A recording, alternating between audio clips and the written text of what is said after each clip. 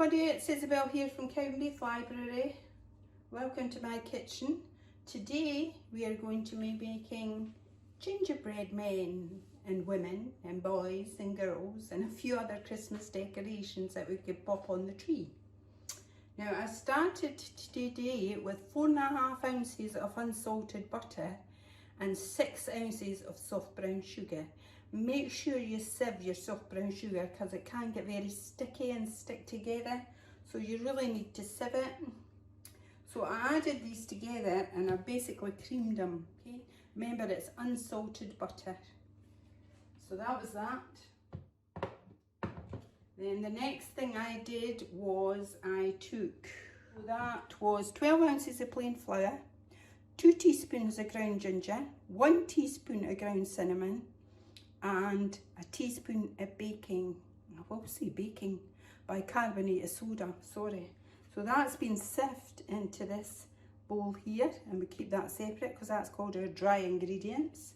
And then I had 4 tablespoons of syrup, okay, golden syrup, and 1 egg, and I've just beat them together in the bowl. So what we're going to do now is we are going to, I'll just give this another wee cream. So what then I want to do is add my egg and syrup together.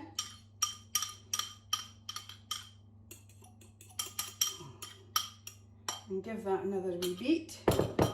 Sit in the bowl here. Okay, I'm just going to give that a wee beat again. Now that's our egg and our syrup mixed in with the butter and the sugar. Okay, so what I'm going to do now is I'm going to add the sieved dry ingredients into the bowl and give it a wee swish round, okay?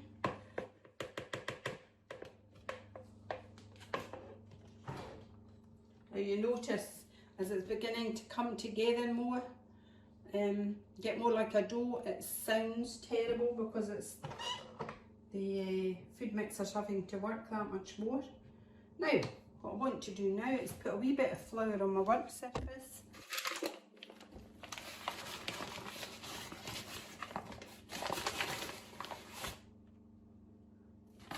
This is just to make sure it all comes together. Here it is here, okay, this is it here, this is your dough, your gingerbread dough, ginger man, ginger person, ginger whatever you want to call him or her, okay, just give the dough a wee push together, and we need, don't give it too much of this, if you give it too much the problem is it becomes brittle.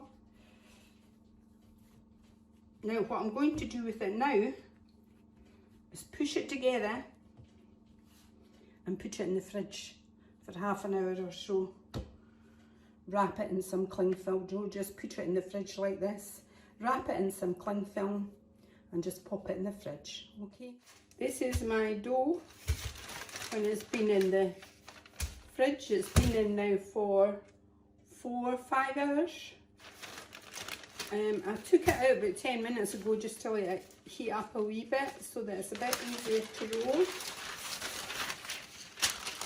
And here goes, I put it between 2 sheets of greaseproof paper just so that it doesn't stick to the worktop. Okay? So here we go. It takes a bit of rolling when it's been in the fridge rather. A wee bit of flour, remember use your plain flour again, don't put self-raising flour on it because if you put self-raising flour on it, it'll just make it rise and you don't want them to rise. Okay.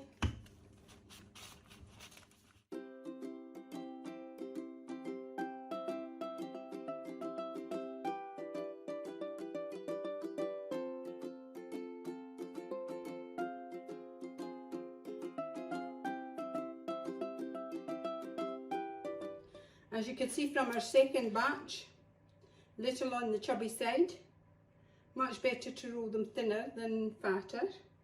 or thicker rather.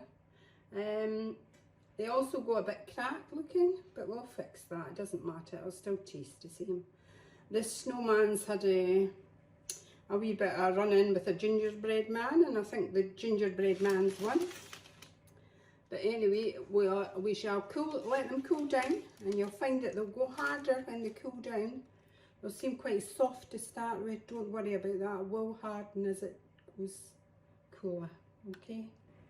We'll just let it cool down. It's going to take about half an hour. These were in for about, the first ones were about 12 minutes, the second ones about 14, okay? Something else you could do with them, if you want to hang them on the tree, is actually poke a wee hole in them right at the top. If you just poke a wee hole in them, that way the straw's too big. But if you want to poke a wee hole in them, a skewer or something's ideal. You could get a wee lace through it so you could hang it on the tree. This is my gingerbread men stroke, snowmen stroke, sleighs, Christmas trees, anything. As you can see, the ones that are rolled thicker have not turned out so well. So do roll them thinner. They make much better biscuits when they're thinner. Okay, what I'm going to do now is start to decorate these. Now I'm going to use royal icing, which is a mixture of icing sugar, egg whites, glycerine and lemon juice. But the easy way to make this is go in to one of the big supermarkets and buy the packet that says on it royal icing, because all you've got to do then is add water, which is much easier than mixing it all up yourself. And we'll just wait and see how that goes. I'll let you see in a minute. Okay.